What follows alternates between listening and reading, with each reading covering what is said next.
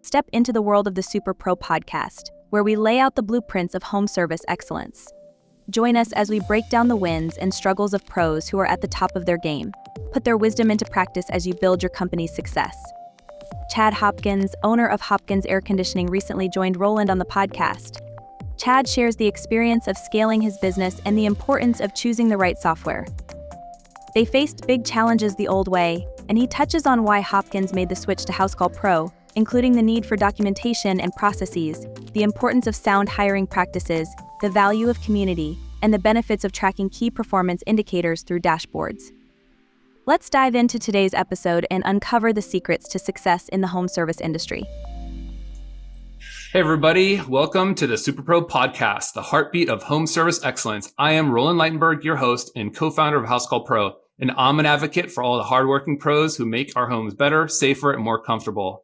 We're going to be talking to Chad from Hopkins Air, based in West Palm Beach in Florida.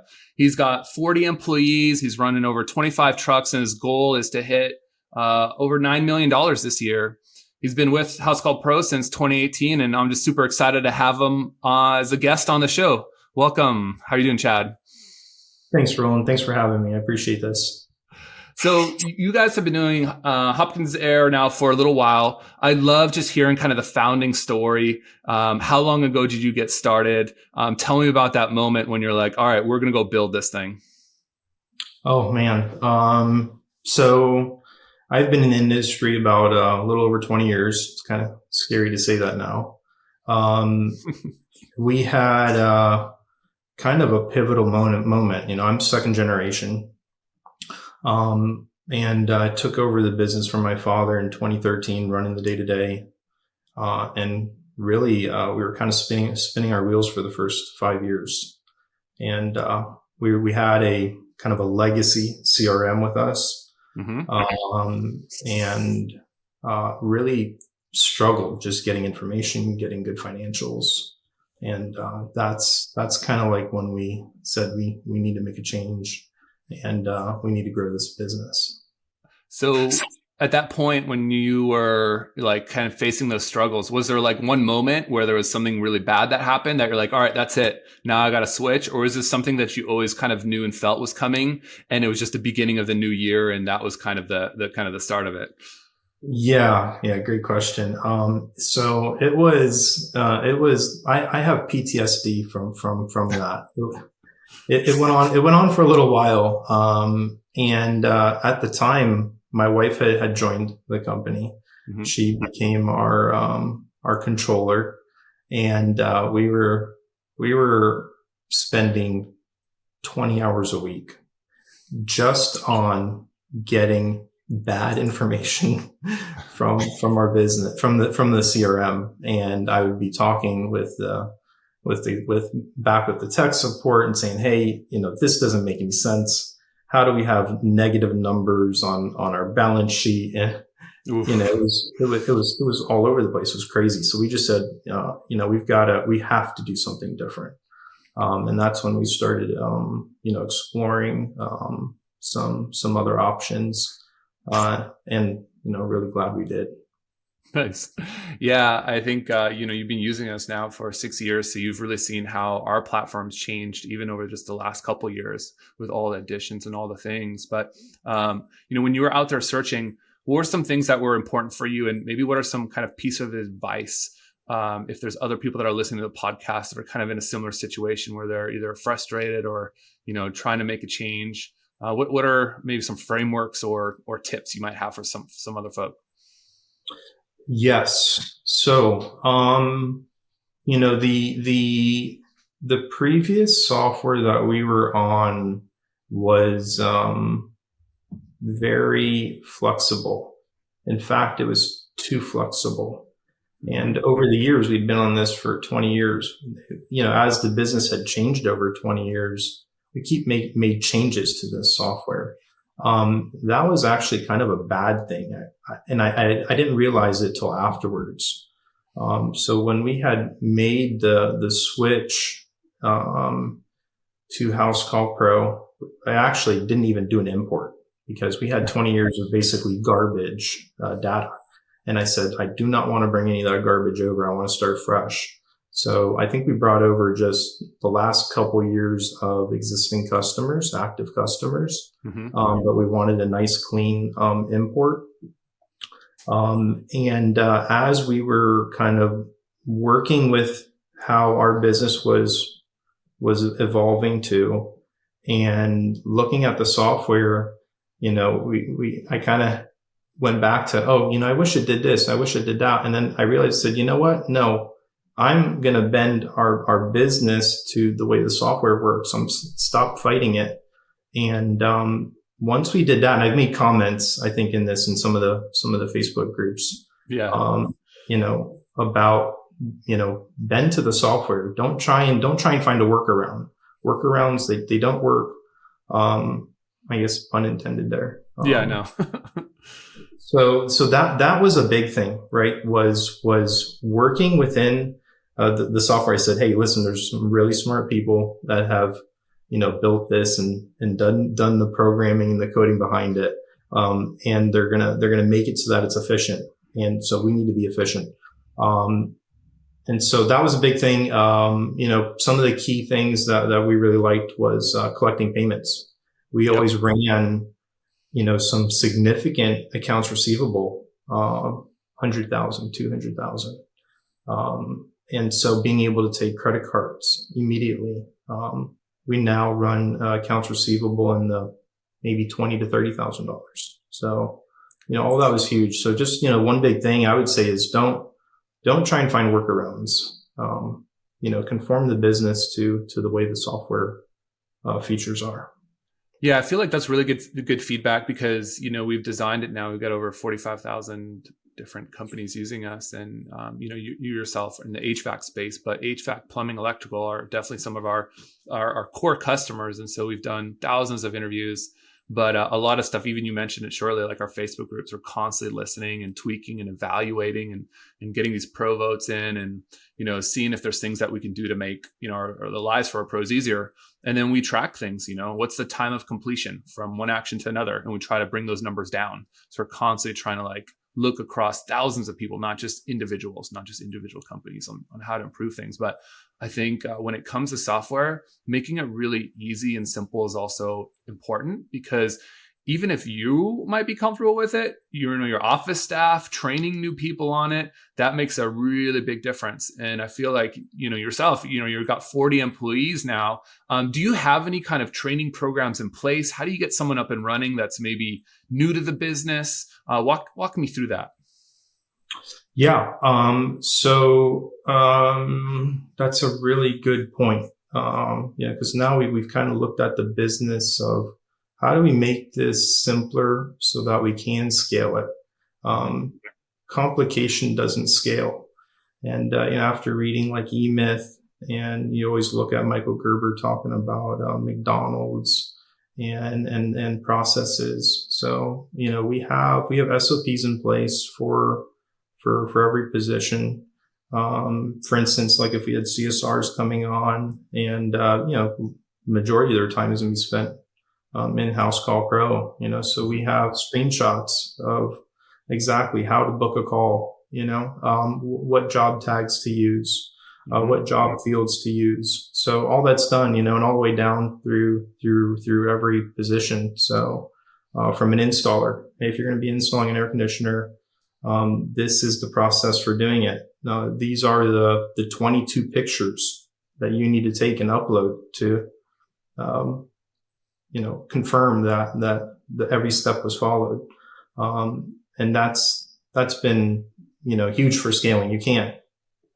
You're not going to be able to scale without those processes, or you can, but it's really hard. It's going to be really hard. Yeah. I mean, I think as a golden nugget for our listeners is just documentation is really key. And if you're not doing something over and over again, or if you are, that's the time actually when you want to go document it, because that's something where someone else is going to hit that moment in time when they're like, okay, what do I need to do now? What do I need to do next? And if they're constantly calling you to be like, hey, Chad, what do I do now? That definitely doesn't scale. Are there any particular tools or things you like to use for the documentation process? Is it stored in Google Drives, or how are you building them for those that are looking to get kind of operational? Yeah, it's not complicated. We have Google Suite. We use Gmail. We use Google Docs, and it's as simple as the snippet tool. Snip a picture. Yep. You can highlight a couple of key things, and it's got to be super simple. You've got to be able to put it together. Don't make it complicated. In fact, anytime we're making those, we're constantly reevaluating it. So we're going, okay, there's 10 steps in here. Do we really need all 10? Can we make it 9? How do we make it simpler? The less steps, the less steps you have, the less chance for mistakes. So yeah, Google Drive, Google Docs, snippet tool, it goes a long way.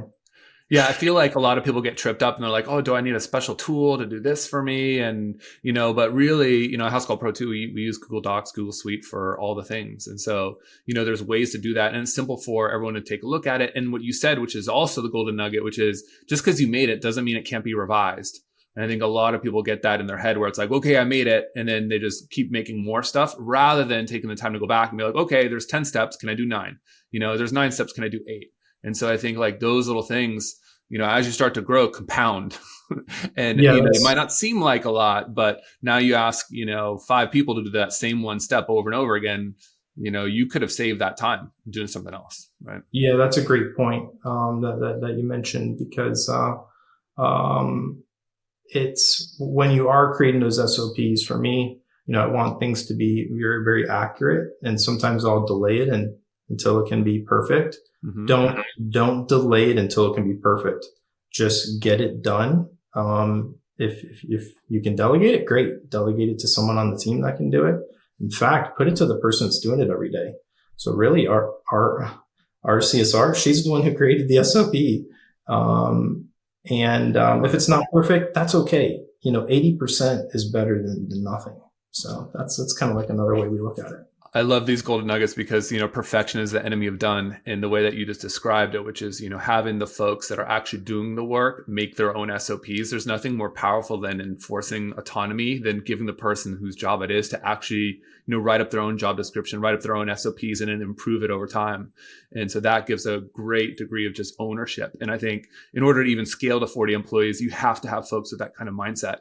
Where are you finding these people, Chad? Like, you're hiring each season, you're going to probably have a couple of people leave. You're going to be growing some more. Where are you finding folks? Are these people that you're, posting on Indeed, or are these people you're training from scratch and you just happen to meet them at Starbucks and they had a good personality? Like, how do they find you, and how do you find them? It's really just kind of been a mixture. It's been all over. There hasn't been one particular, hasn't been like a silver bullet. Hey, this is where we're getting everybody from. So yeah, we get some from Indeed. We do get, a few walk-ins, right? We'll get individuals that are just looking to, get into the career, and they'll walk in and fill out applications. I mean, we have one installer right now. That's how he came to us. He filled out an application. And I mean, he's just doing phenomenal now. I think he's been with us 2 years. He's going to be a lead installer this summer. Young guy, 19, 20 years old. And I mean, he's just stellar. But it's a mixture. Sometimes it's referrals. We have done a few acquisitions. So, anytime we're looking at acquisitions, we're always looking at, the staffing, and we typically will pick up a few really good shining stars out of the acquisitions as well. I like that strategy. I don't think enough people think about that as a strategy of acquiring people, but really when you're acquiring companies, you're acquiring people. Sure, you're getting the customer database. Sure, you're getting some vans. Maybe you get some commercial real estate out of it. The reality is there's going to be people there, and then bring them into the fold and keeping them there. I mean, that's the real key to making those things hum and worth it. And you guys are doing great. What I know you've done a great job of just putting your dashboards up into the office, having employees understand what KPIs they either influence or don't. Talk to me about how you do that strategically, when you started. Just like if someone wants to get into this path of showing people what they're responsible for, whether it's like numbers or, how do you do that? Yeah, KPIs are huge. If you have to know where you're going. And everybody wants to know. They want to know what the scoreboard is. They need to know what the scoreboard is. Otherwise, they have no idea if they're doing good, they're doing bad. They don't know. So KPIs, we have those displayed. I think we've had some pictures in the Facebook groups. We've had some individuals even come out and tour our shop and talk about those dashboards.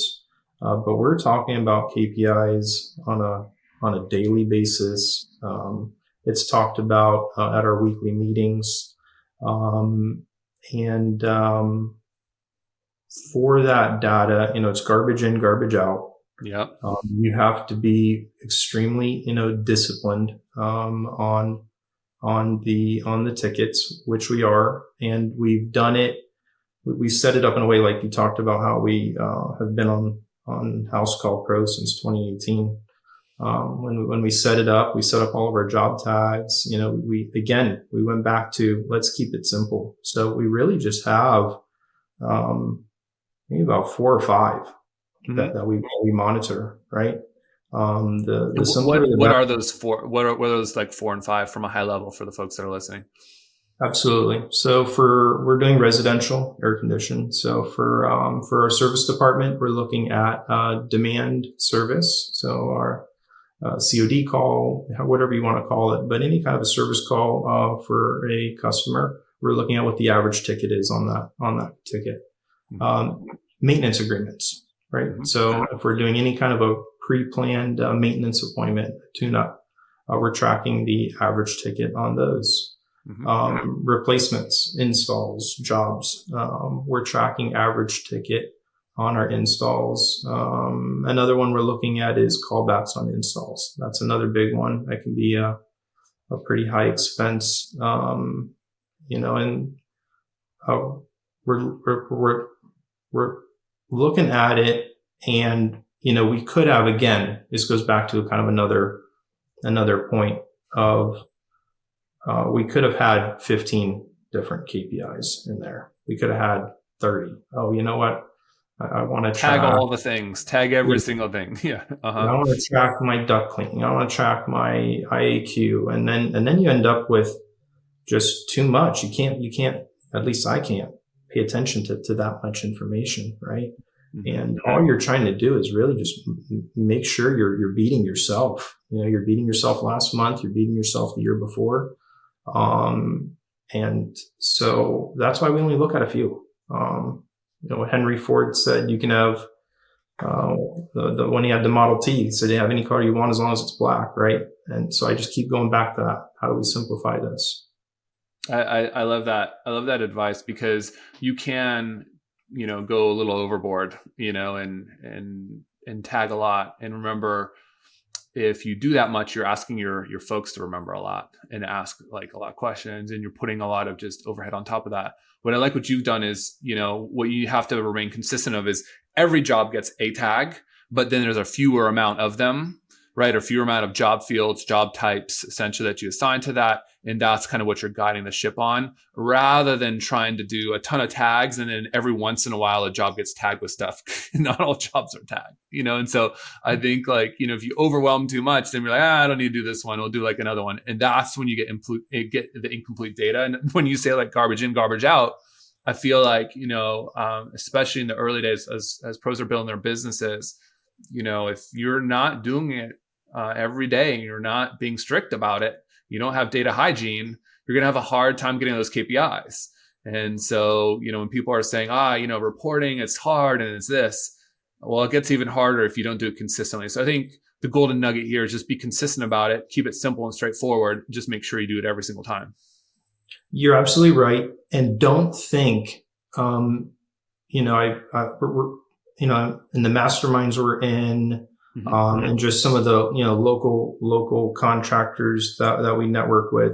Don't ever think that your business is too small to be tracking things, because I see that mistake a lot, right? Where I'll talk to an owner and they say, well, I've only got 2 technicians. And so I'm thinking, man, this is the perfect time to be setting these things in place, because where do you want to go?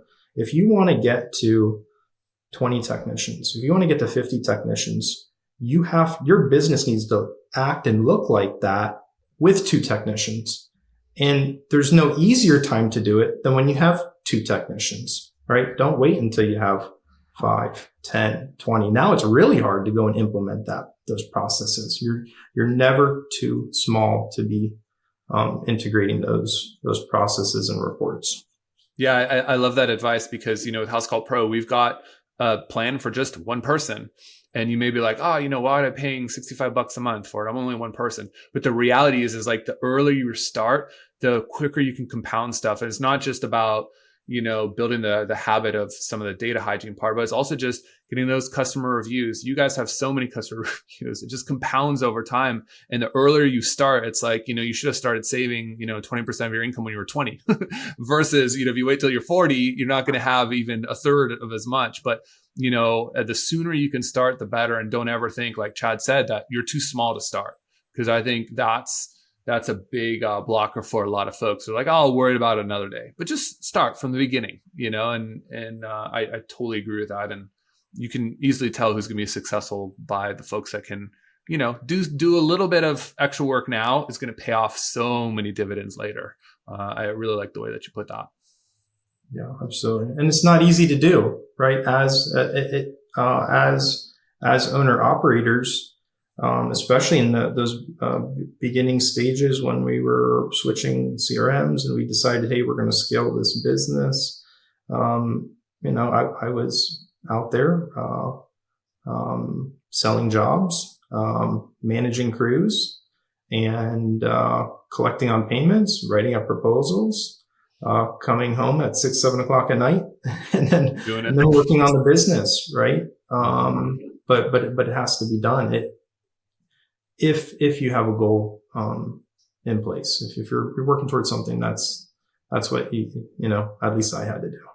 Yeah. And look, I love going back to the dashboards, just having that goal up for everybody to see and being transparent with the entire organization, what you're trying to accomplish as an organization. Because once you can do that, you can get really great alignment and everybody knows how their job rolls up to and affects that top line goal. So I think, getting those dashboards up in sight of everybody, not just for yourself as an owner. I see too many pros that are just like, oh, I got my dashboard set up just for me and it's in my office. And it's like, no, like actually just put your office outside of your office and just have those dashboards up so people know what numbers you're looking at and they can hold themselves accountable rather than you constantly having to hold everybody else accountable. And I think that's really difficult for a lot of owners to kind of switch their mindset. Yeah, great point. So you've been using Housecall Pro for a long time. What are some things you wish you would have done sooner? We've been talking about this now. You wish you were going to start sooner, but are there specific features or things that you're just like, oh, darn, okay. Yep. Now that I know, I wish I would have done this differently. I wish I would have started this sooner. Just kind of like rewind the tape for some folks that are maybe a little earlier on in their path. So I wish I'd just gone to Housecall Pro sooner. That was... That's probably the biggest thing. We went through, like I said, years of pain and torture previously. But as far as features that we should have done sooner was I'd say the financing, the internal financing that was built in, WiseTech. That's been a really awesome feature to use for getting consumers financed, and especially within the last 9-10 months, we've kind of seen up probably. Mm-hmm. Yeah, we've seen the consumers position has changed, and they have been kind of shifting towards more repairs. So for those smaller tickets, it's really great, even larger tickets, but it's really easy for the consumer to be able to finance that repair, maybe instead of going with that install. So that's one thing that I would really implement sooner, and take credit cards. I see too many comments about credit card fees and not collecting credit cards. I mean, the consumer is going to pay for that fee. The customer has to pay for essentially everything. But don't let that hold back. My water guy, he's still on pen and paper, which is crazy to me. I mean, he's an amazing water treatment guy. And Jason, if you listen to this, I'm calling you out. And I've told him to get on Housecall Pro multiple times. And again, he's difficult to do business with, right? He leaves an invoice in my mailbox. Now I got to go like write a check. I don't want to do that. Charge me the percentage for the credit card, run it through a CRM, make it easy for me to do business with you. So, definitely take credit cards, definitely do WiseTag. Don't delay on that. Make it easy for the consumer to spend money with you.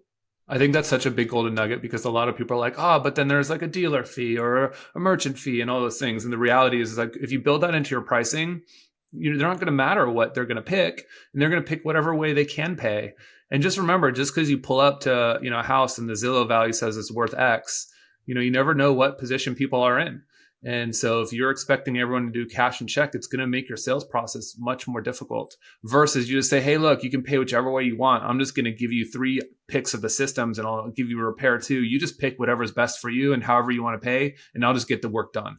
And that pitch is so much easier, infinitely easier than trying to direct a customer and like how the payment method happened, all those points. So I love that you mentioned that because I don't think a lot of people think about that until they, they're like, oh, well, I paid this much in fees this year. But it's like, no, but you don't understand like what that has done for your business, how much more business has won for you, because people will spend more if it doesn't have to be cash because they'll only carry so much cash in their checking at any given point in time. Right? Or they got to move funds around and then it has to become a bigger decision. And then you got to get the spouse involved and then you got to like hound them for weeks.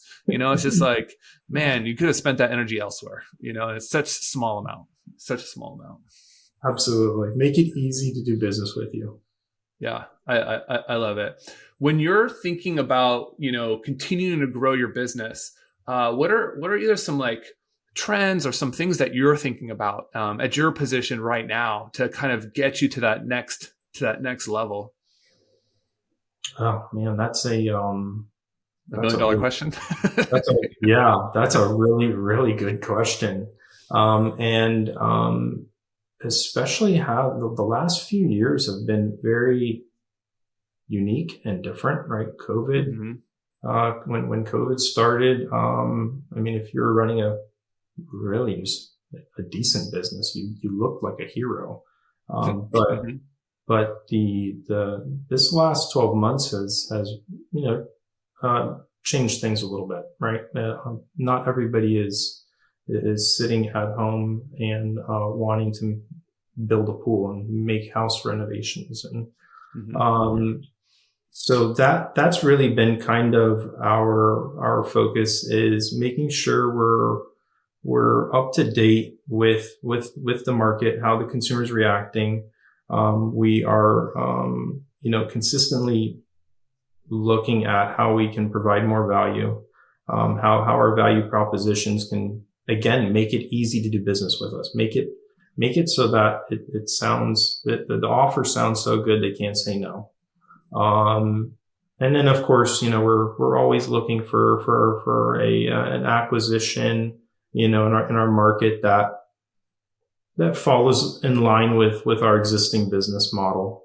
So that's really kind of the couple of things that we're looking at moving forward.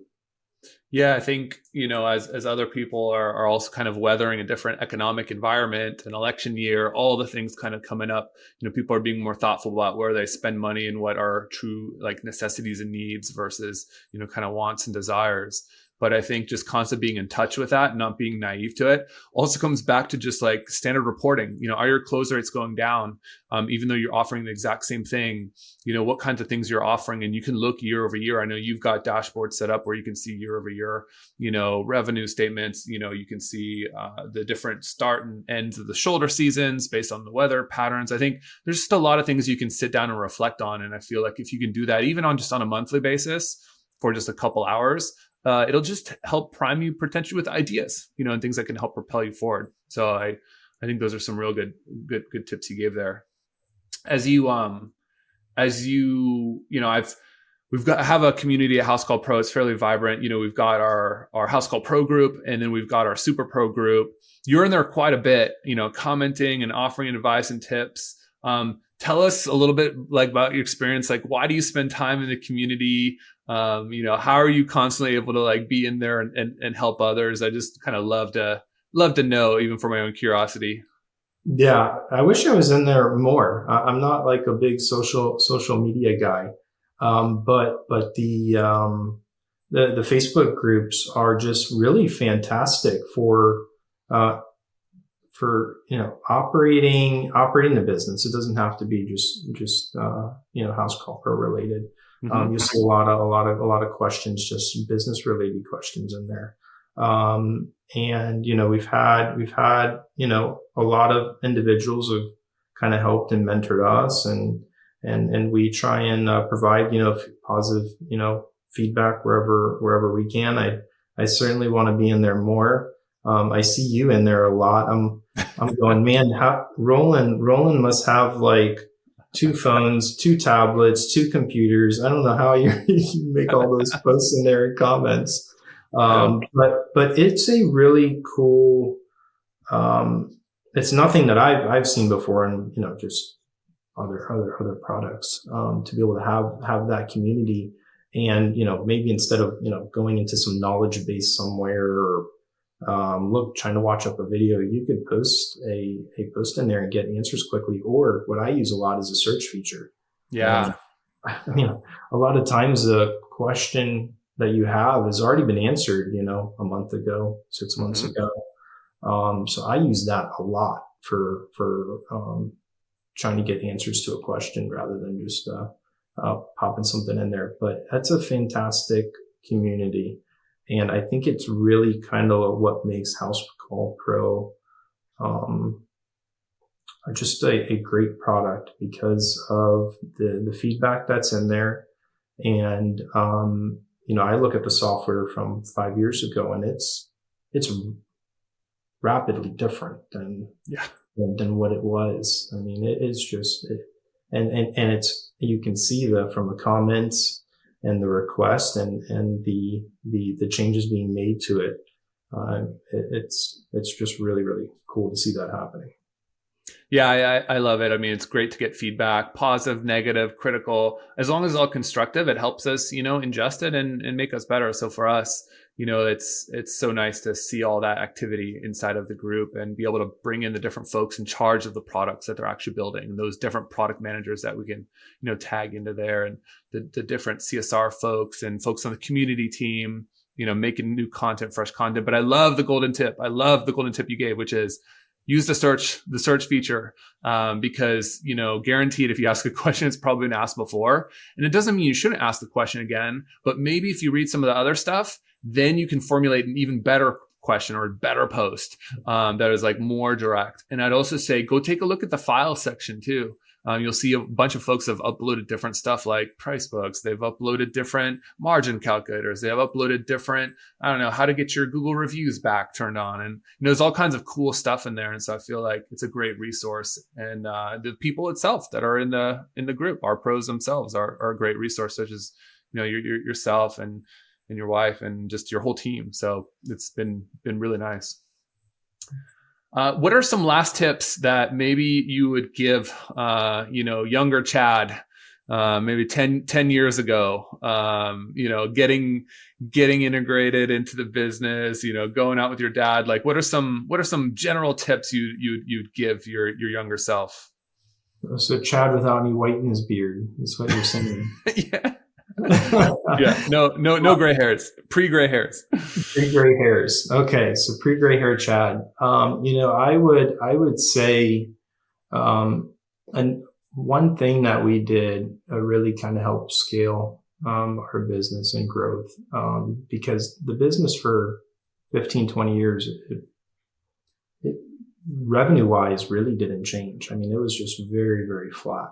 Mm-hmm. And one of the big things I attribute our just growth to, and the operations running simpler, is the hiring that we've done.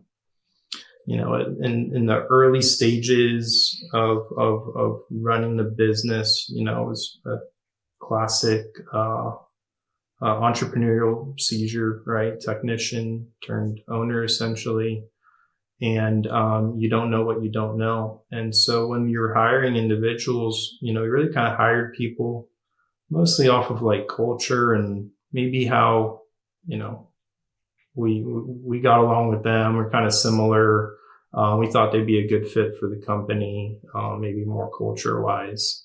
And, we really kind of shifted. Yes, we still, want a good culture and people need to fit that culture, but we started hiring off of the weaknesses in the business, especially my weaknesses. What am I not good at? And, we hired individuals that were great at those things. So if I had to tell younger Chad, listen, when you're going to hire individuals, hire off your weaknesses. And that makes a much stronger team. We don't need a bunch of quarterbacks, if Tom Brady, those 15 Tom Brady's, they're not winning anything. Who's going to catch the ball and run the ball? Mm-hmm. So you need to have a variety of your team, and you need to have individuals that have strengths where you don't have strengths. That is a huge thing. I learned that it took too long for me to learn that. I think it's as you get older, you become more humble and you know the things that you're not good at, because when you're younger, you can say you can do all the things, but the reality is some of the things that you're doing, you might not like whatsoever. And those happen probably be your weaknesses. And I think, anyone that's really looking to scale, I love that advice, because, there are people that are not only better, but also love the things that you don't like doing, and like you said, you can't have a football team with, all positions being quarterback. It just wouldn't work, it'd be mayhem. And so I feel like as you're looking to grow your company, seeing where there's opportunity that either something you don't want to do, or you're just simply not good at, be humble enough to know that someone's going to be better than you and hire them. I think it's really easy to hire people that you feel like aren't better than you because you don't want to feel challenged. But really what you want to do is you just want to hire a bunch of folks that are way better than you to begin with. And that's how you win. So I really love how you dropped that big hint there right at the end of this episode. But thank you so much, Chad, for coming on. I really love what you guys have built over at Hopkins Air. And it's fun watching you guys grow. And I'm glad you had the chance to come on the Superpro podcast here to talk with some of our pros. Thanks for having us, Roland. I really appreciate it. Hopefully we're able to provide, some value, here to the watchers. And, again, thanks for having us. Awesome. Take care, guys. We'll see you with another episode next week. The Superpro podcast is brought to you by Housecall Pro, the leading platform for the home service industry. Housecall Pro streamlines your workflows and simplifies everything from scheduling and dispatching to communication and billing. Unlock the full potential of your home service business with Housecall Pro. Work smarter and more efficiently with streamlined workflows and detailed analytics. Win more business and serve your customers well, every single time. Join more than 40,000 home service pros who have already revolutionized their businesses. Work smarter with streamlined workflows, get organized with centralized information, and scale your business your way. Learn more at housecallpro.com.